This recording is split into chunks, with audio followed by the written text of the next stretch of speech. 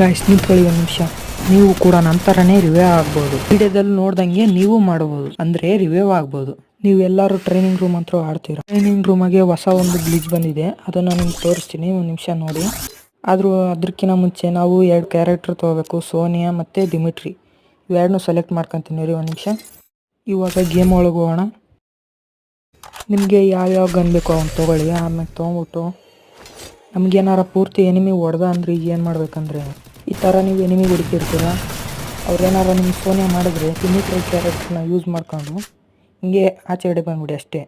ಇಲ್ಲಿ ಬಂದ್ಬಿಟ್ಟು ಇಲ್ಲಿ ರಿವೈವ್ ಆಯ್ತೀರಾ, ಇಲ್ಲಿ ಹೆಲ್ತ್ ಮಾಡ್ಕೊಂಬಿಟ್ಟು ಮತ್ತೆ ಹೋಗ್ಬಿಟ್ಟು ನಿಮ್ಮ ಖತರ್ನಾಕ್ ಗೇಮ್ ಪ್ಲೇ ತೋರಿಸಿ.